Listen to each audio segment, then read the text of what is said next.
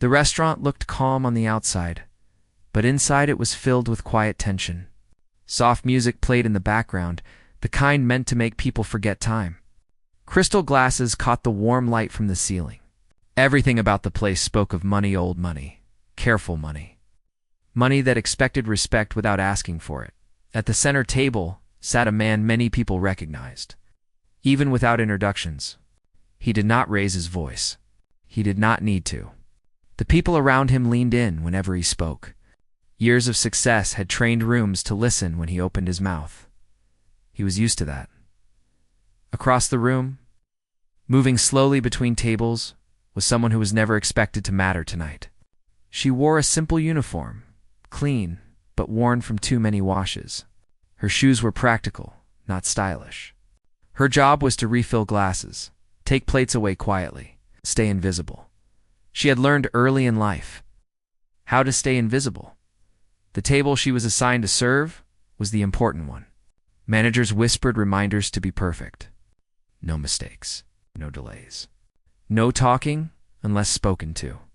This was not the table where small talk was welcome. She nodded. She always did. As the meeting continued, she moved back and forth with water and coffee. She heard numbers floating through the air. Percentages, timelines, profits stretched over years. It wasn't her business. It was never her business. That's what people like her were taught. Still, she listened. She didn't mean to at first. It just happened. When you grow up watching every word, every tone, listening becomes habit. And as she stood near the table, pouring water, something caught her attention. A number at first she assumed she'd misunderstood. People like him did not make simple mistakes. People like him hired others to prevent that. She kept pouring, her hands steady, her eyes down. But then she heard it again. The same number. Repeated, her stomach tightened. She stepped away from the table, her tray suddenly feeling heavier than it was. She moved toward the service area, her heart beating faster than it should for such a quiet room. She told herself she was wrong. She had worked long hours lately. Maybe she was tired.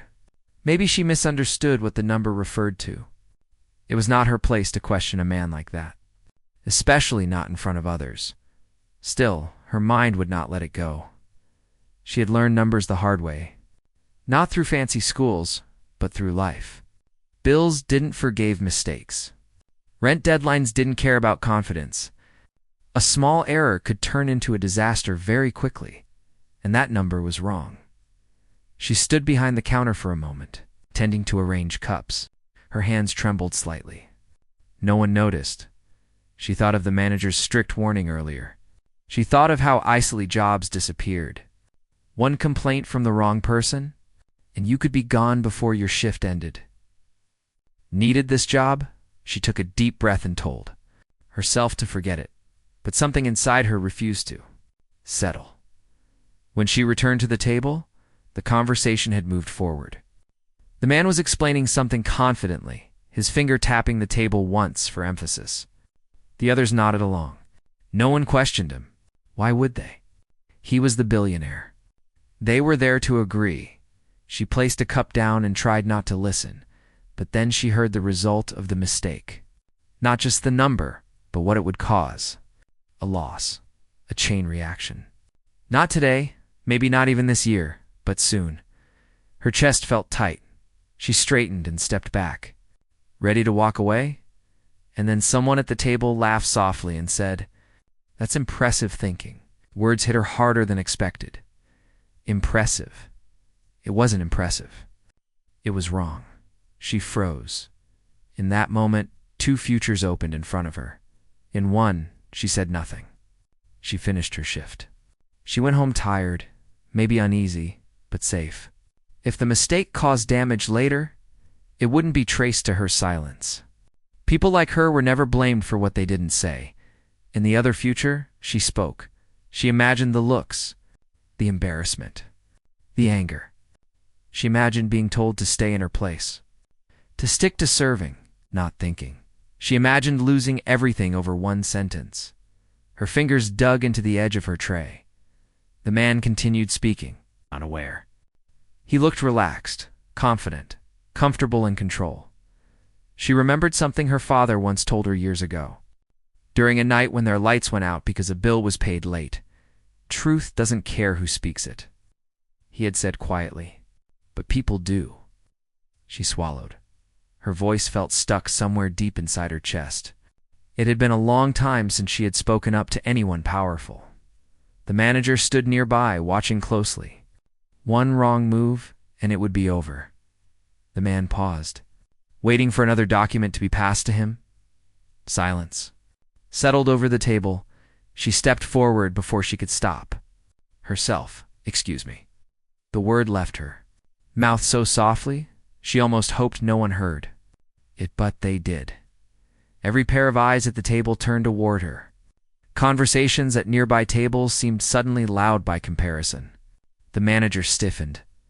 The man looked at her not angrily, not kindly, simply curious, like someone noticing a detail they hadn't expected.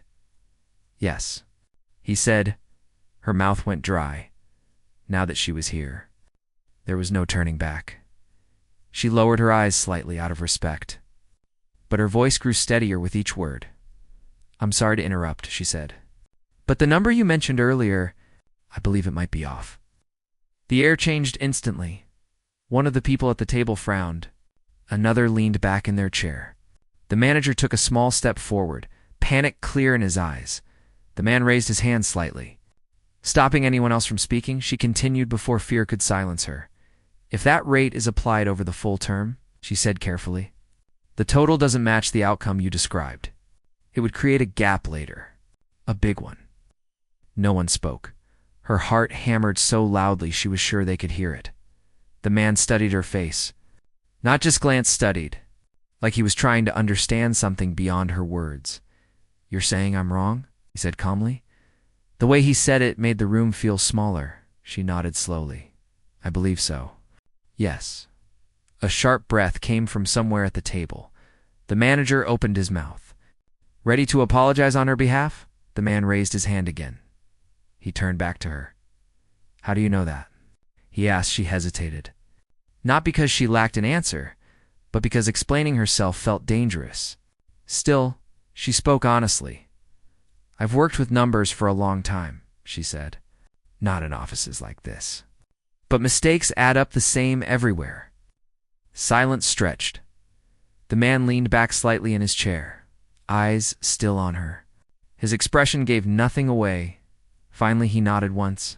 "Thank you," he said. Just 2 words. Then he turned back to the table. "We'll pause here." Stood up. Chairs scraped softly against the floor as the others rose as well, confused and unsettled. Papers were gathered. Conversation stopped mid-sentence. The meeting was over. No explanation, no reaction, no all judgment. He walked out without another glance. The room slowly came back to life. But the tension stayed. The manager rushed toward her, his voice low and shaking. "What were you thinking?" She couldn't answer. Her legs felt weak. She finished her shift in silence, her heart still racing hours later. No one said anything else to her. No one explained what would happen when she finally stepped outside into the cool air. The city lights blurred in her vision. She didn't know if she had destroyed her life or changed it forever, and she had no idea that what she said, in that one quiet sentence, had just set something much bigger in motion. That night, sleep did not come easily. She lay on her narrow bed, staring at the ceiling, replaying the moment again and again. Every detail felt sharper now.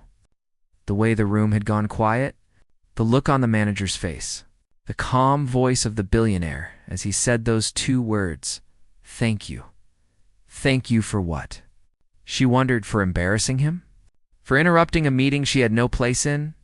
Or for something he had already forgotten the moment he walked out the door? Her phone sat beside her, silent. No angry messages. No calls. That somehow made it worse. By morning, doubt had settled in her chest like a heavy stone. At work the next day, the atmosphere felt different. Not loud or dramatic, just tight. People glanced at her, then looked away. A couple of coworkers whispered near the lockers. Stopping as soon as she got close, the manager avoided her eyes altogether. No one said she was in trouble. But no one said she wasn't either. She did her job carefully, double-checking every order, every table, every receipt. Her hands moved on instinct, but her mind stayed far away. Each time the door opened, she expected someone in a suit to walk in and point her out. It didn't happen by the end of her shift. She was exhausted in a way sleep couldn't fix.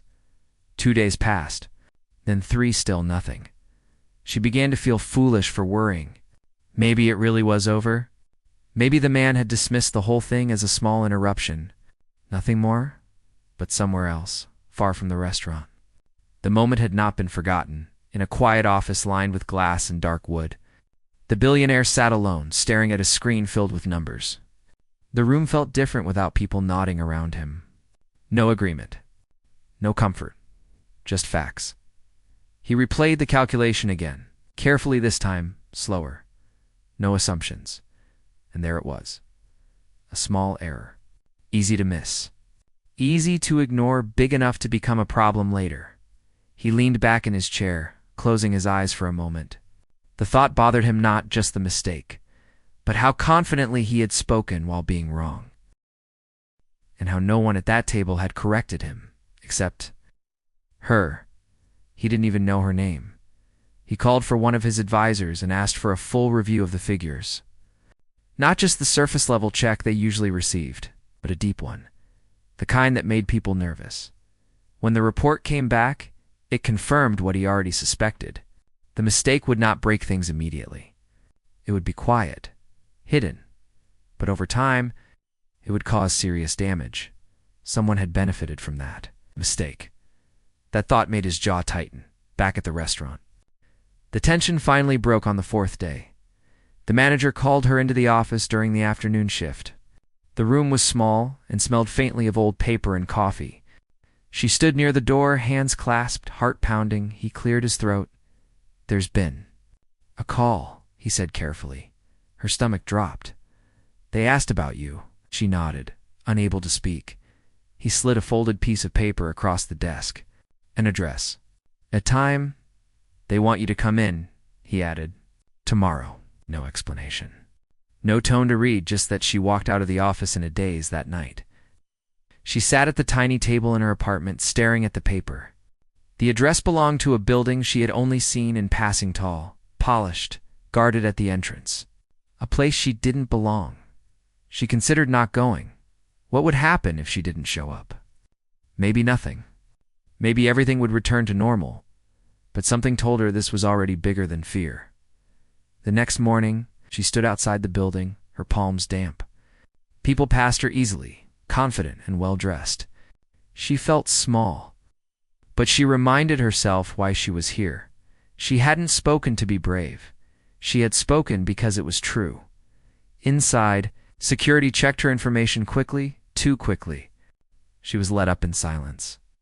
The elevator ride felt endless. When the doors opened, she was guided into a large office. Light poured through tall windows. The city stretched below like a map. He stood near the window, hands in his pockets, not looking at her when she entered.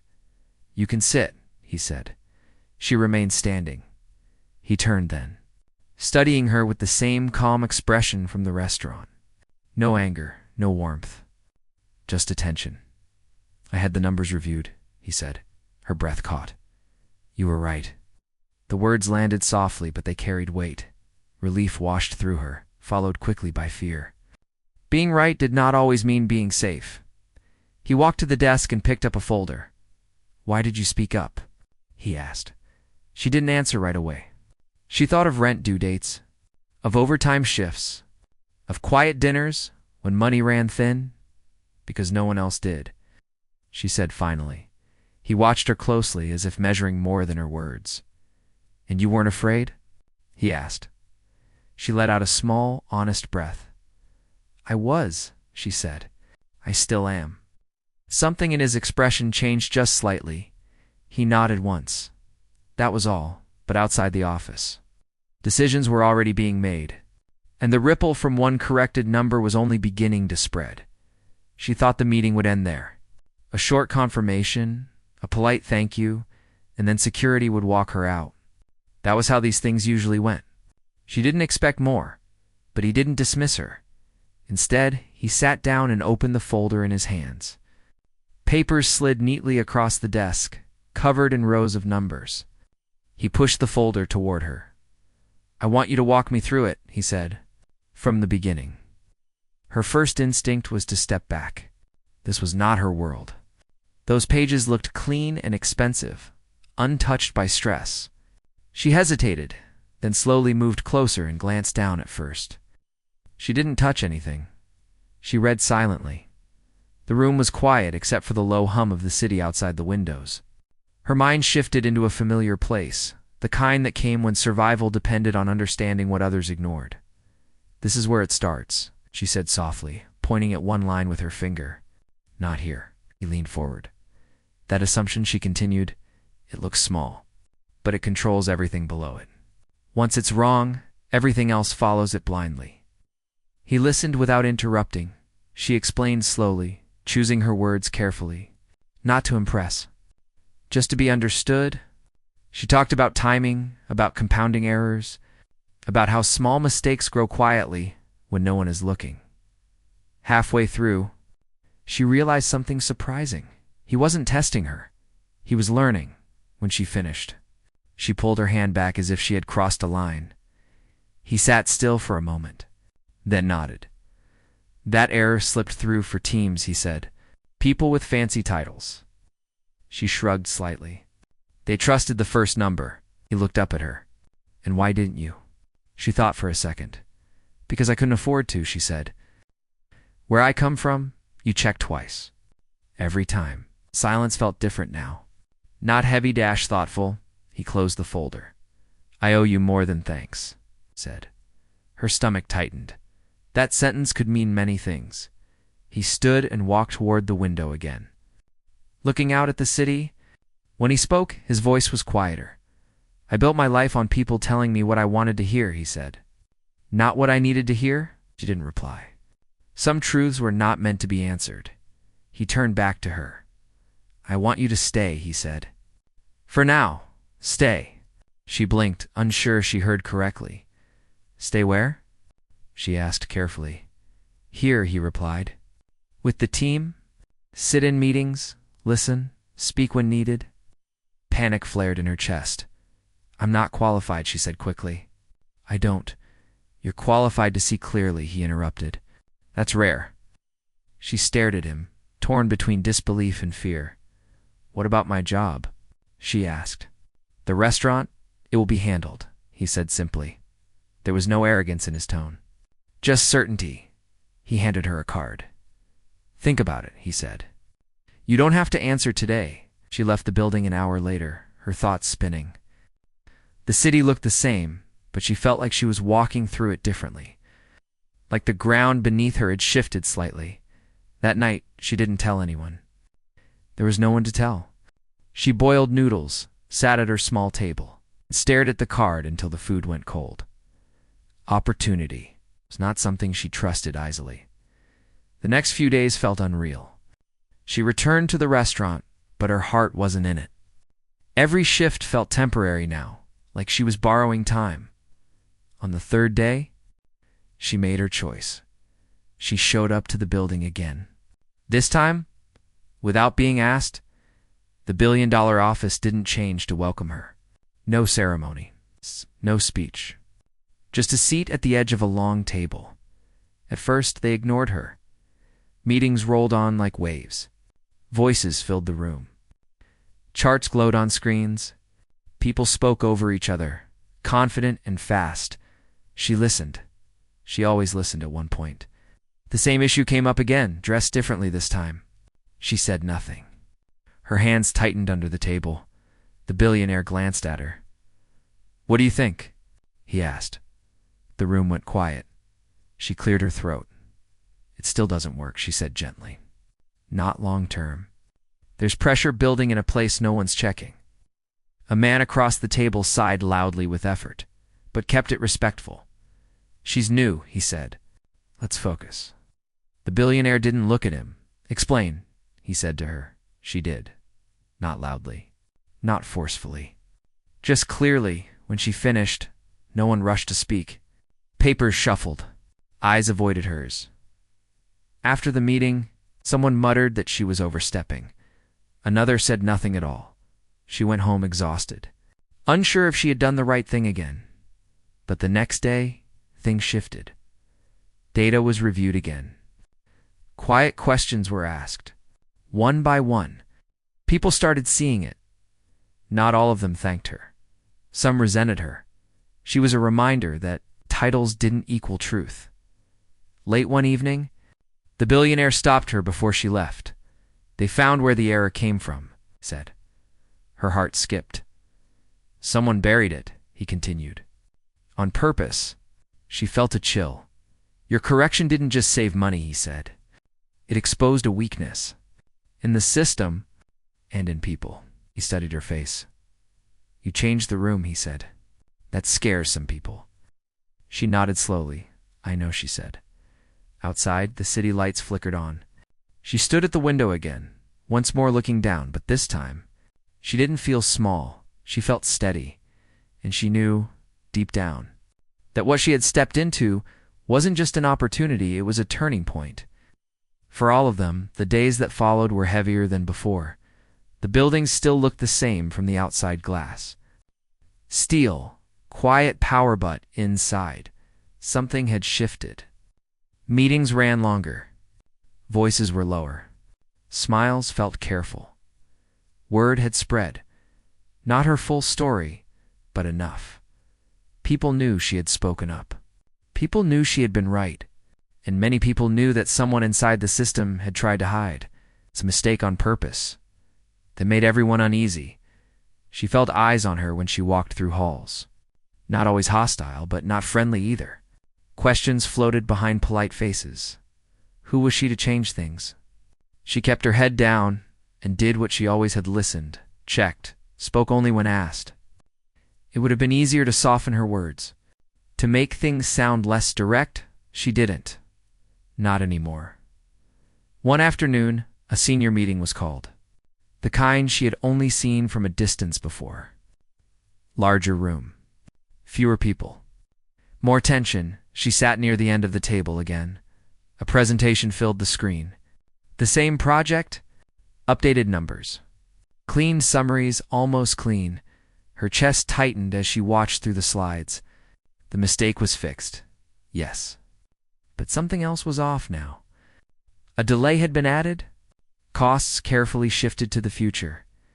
It wasn't a lie, but it wasn't honest either. The presenter finished confidently. The room waited. The billionaire glanced around the table, then looked at her. She wanted to pretend she didn't notice. She wanted to stay silent. Let someone else do it this time. No one did. She spoke. It still pushes the problem forward, she said calmly. Just later, the room reacted immediately. A chair moved back sharply. Someone sighed in frustration. That's not accurate, a man said quickly. We've adjusted for you, adjusted the timing, she replied, not raising her voice. Not the cause. The man's face tightened. With respect, this approach was approved before you arrived. She nodded. I know. That matters, he said. It shouldn't, she answered quietly. The room froze. The billionaire leaned back. Watching, the presenter looked at him, waiting for support. It didn't come. Run it again, the billionaire said. The honest way. The meeting ended without argument, but the air felt sharp. Later that day, she overheard part of a conversation near the elevators. She's dangerous. Someone said softly, or useful, another replied. That night, she sat alone in her apartment, staring at a cracked wall. Wondering if she was pushing too hard? Being right didn't stop the loneliness that came with it. She missed the simplicity of her old life. The predictability, serve, earn, go home. But she also knew she could never go. Back to not seeing what she saw now. A week later, the truth came out fully. Internal reviews confirmed it. The numbers had been adjusted intentionally. Not enough to trigger alarms. Just enough to quietly benefit someone with the right position. The person responsible wasn't removed publicly. No loud scene. Just absence. A chair emptied. A name stopped appearing on emails. The message was clear. After that, people started coming to her carefully, privately, not for favors. For clarity, she answered when she could. She didn't tell them what they wanted to hear, only what she believed was real. One morning, the billionaire asked her to walk with him. No agenda. No assistance. They moved through the building together, passing offices that suddenly felt quieter with his presence so close. "You've made enemies," he said calmly. She smiled slightly. "I know. Do you regret it?" he asked.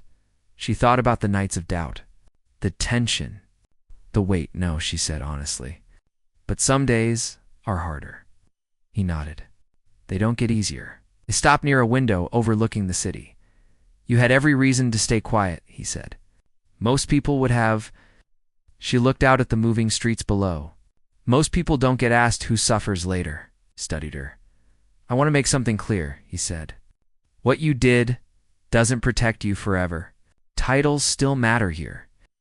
She met his eyes. "I know. But I won't punish truth," he added, "even when it's uncomfortable."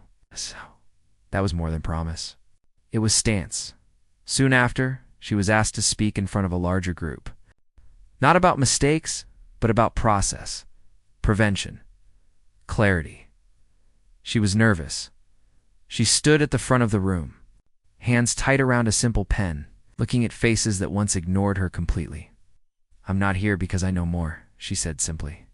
"I'm here because I checked one more time." That line stayed with people. Not all of them liked it, but they remembered it. Weeks passed. Systems adjusted. Conversations changed slightly. People paused more often before agreeing too quickly. One afternoon, she returned to the restaurant to collect her final paycheck. The manager looked relieved and sad at the same time. "I always knew you were sharp," he said. She smiled gently. "I just listened." Sighed, she stood for a moment, watching the familiar doorway. It no longer felt like home, but she respected what it had given her. As she walked away, her phone buzzed with a message from the office. Another meeting, another chance to speak. She took a breath and kept walking forward.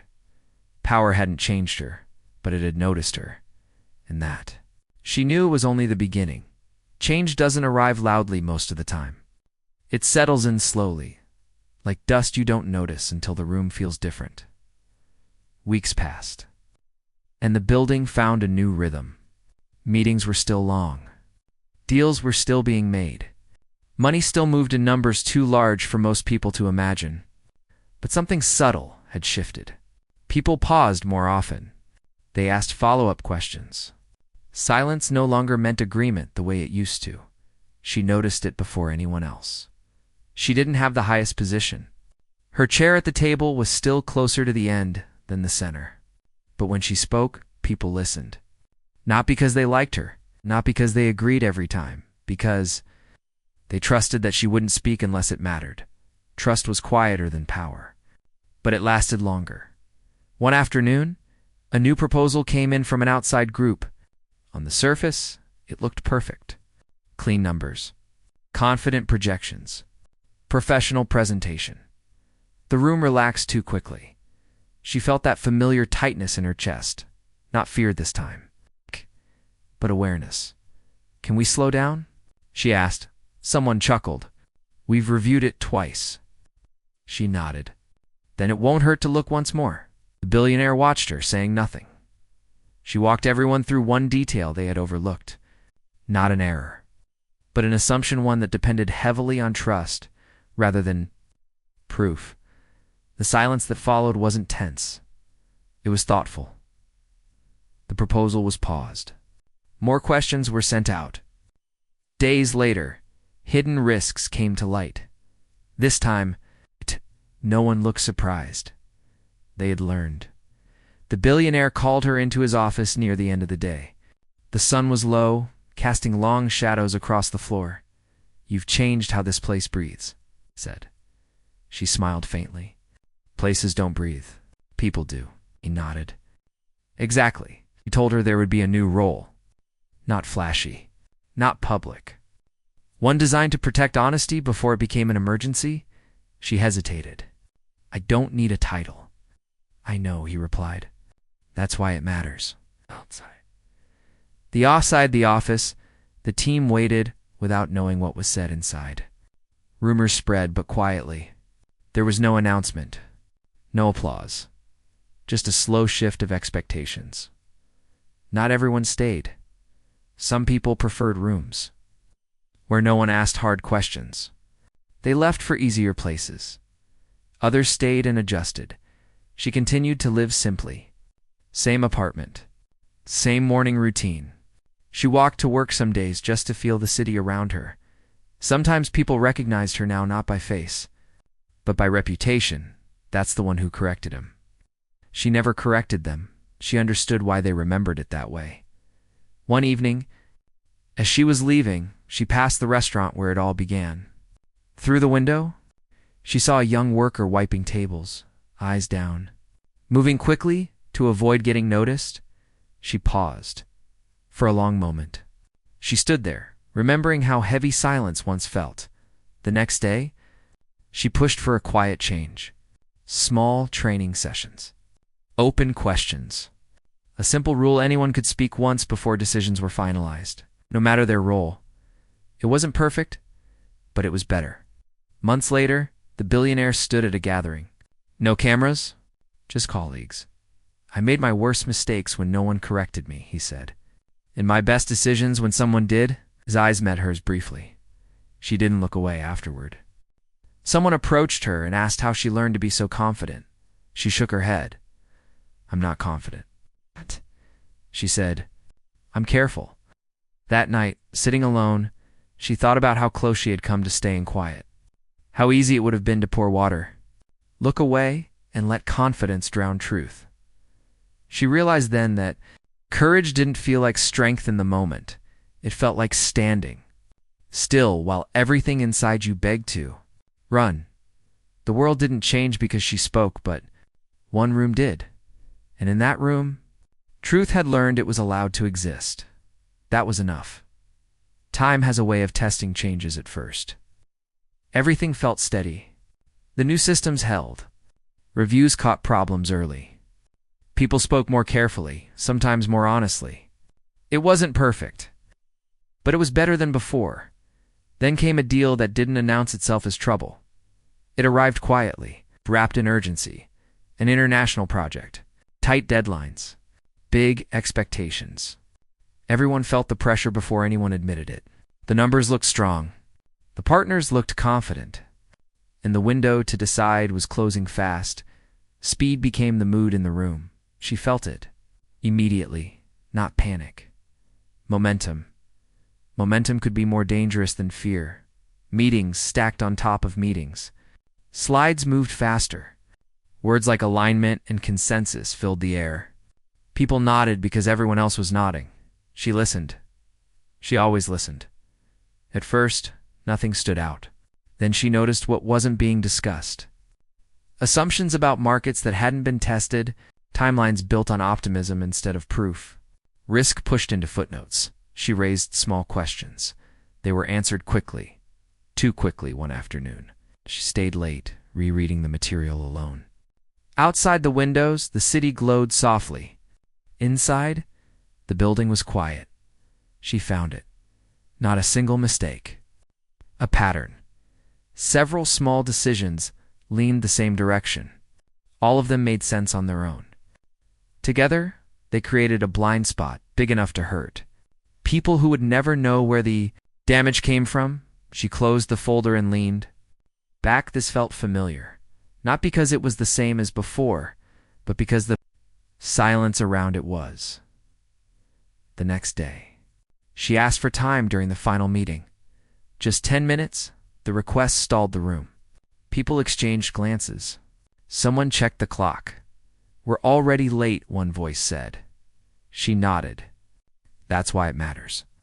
The billionaire looked at her, then at the room. 10 minutes, he said. She stood. Her hands were calm now. This wasn't fear. It was weight. She didn't accuse. She didn't dramatize.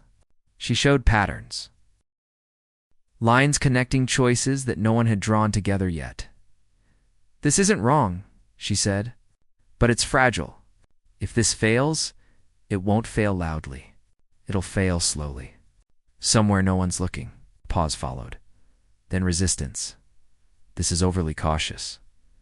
We can adjust later. We'll monitor it." She listened, then answered steadily. "You won't see it in time," she said. "That's the problem." The room went still. Finally, the billionaire spoke. "What do you recommend?"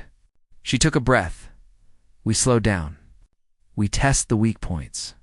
If it still holds, we move." The decision cost time, money, pride. The meeting ended without a vote. Outside reactions spread quietly. Some relief, some frustration, some blame. That night, she walked home instead of taking a car.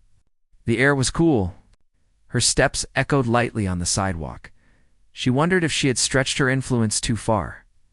2 weeks later, they got the results. One market assumption collapsed under testing.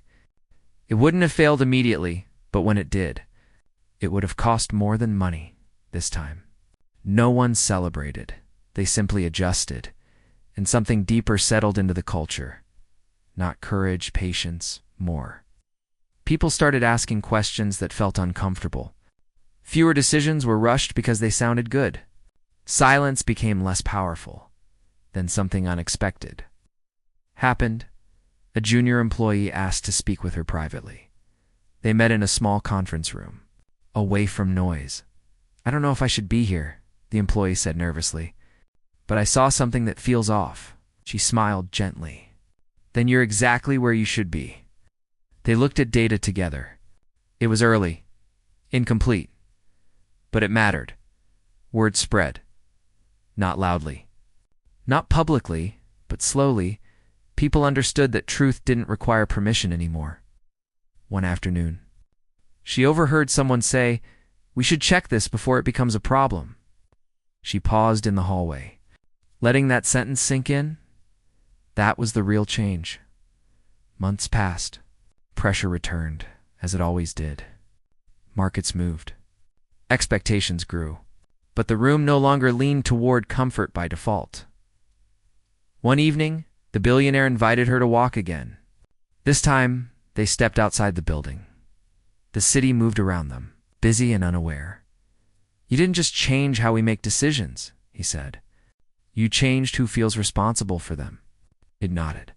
"Responsibility spreads when people aren't scared." He stopped and looked at her. "Do you ever think about that moment in the restaurant?" he asked. She thought for a second. "Not the way people imagine," she said. "I don't think about the risk. I think about how tired I was." He laughed quietly.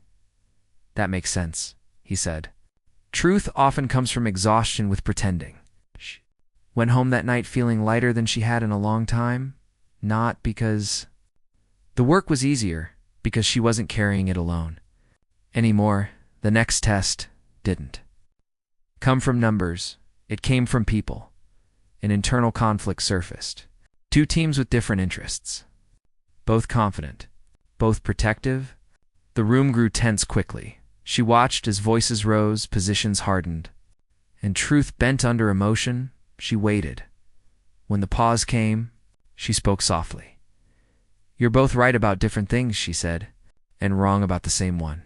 They turned toward her. "You're both defending outcomes," she continued, "but no one is asking who carries the cost if this goes wrong." The argument slowed. That question changed the direction entirely. Later, one of them thanked her quietly. Not for taking sides, but for slowing things down. She realized then that her role wasn't about correcting mistakes anymore. It was about protecting space for thinking, for honesty, for reflection. One night, she wrote a single sentence on a piece of paper and taped it inside her drawer. Silence helps the strongest voice.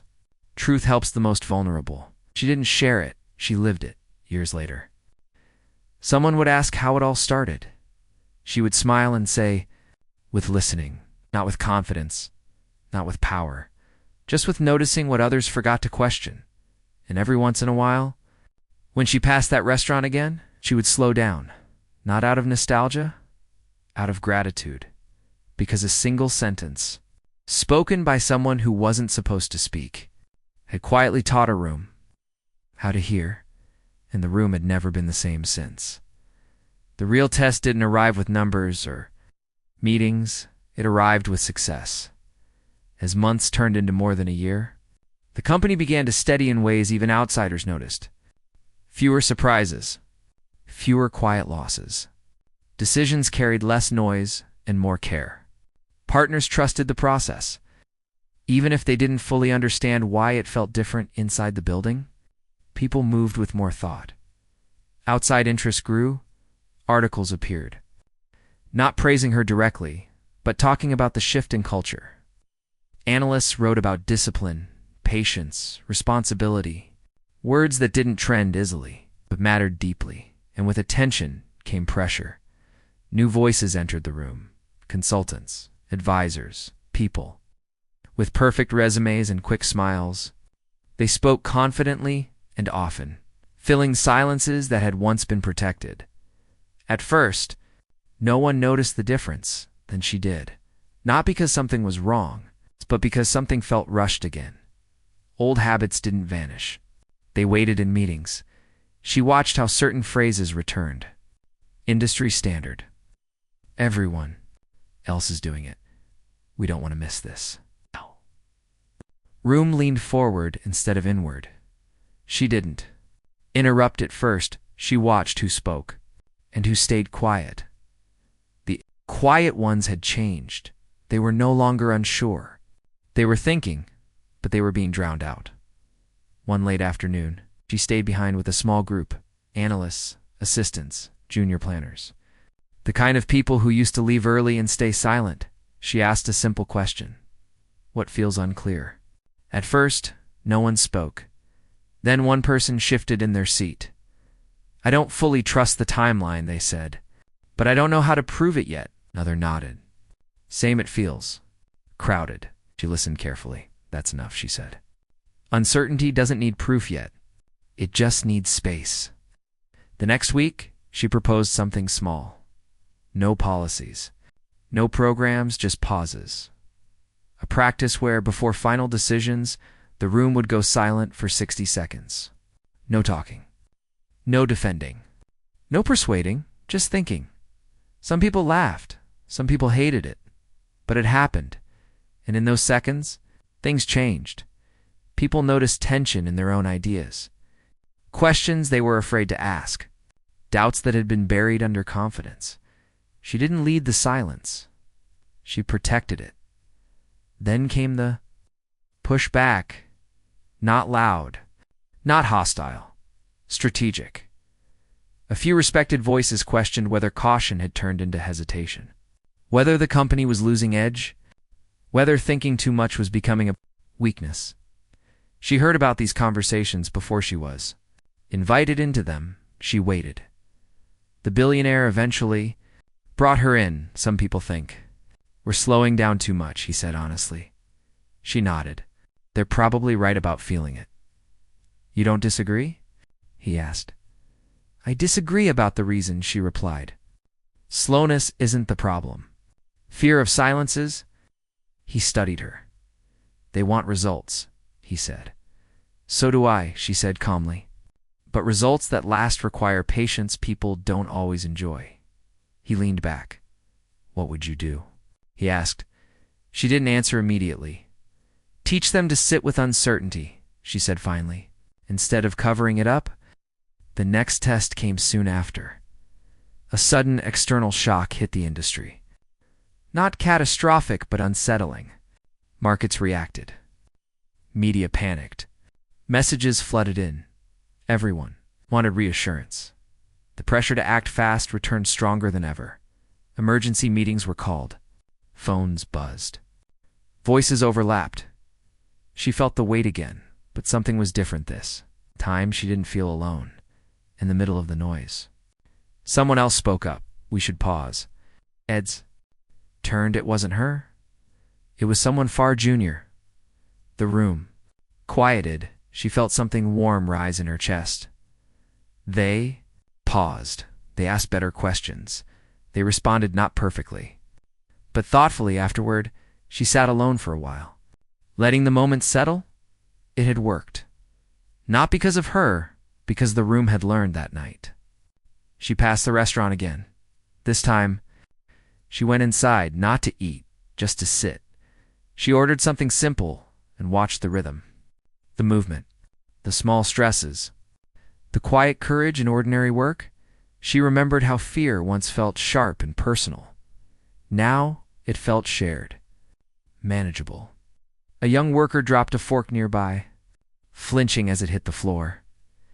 "It's okay," someone said gently. She smiled. The next day, the billionaire found a note on his desk. No signature, just one line. "Truth grows best where people aren't rushed." He knew who wrote it. He didn't respond. He didn't need to. Years later, when people would try to explain why this place felt different, they would talk about culture, leadership, design. But she knew the real reason. Someone once dared to speak when it would have been easier to stay quiet, and others had chosen to listen. That habit had stayed quietly, strongly, and it kept choosing a better path. Every time the noise tried to return,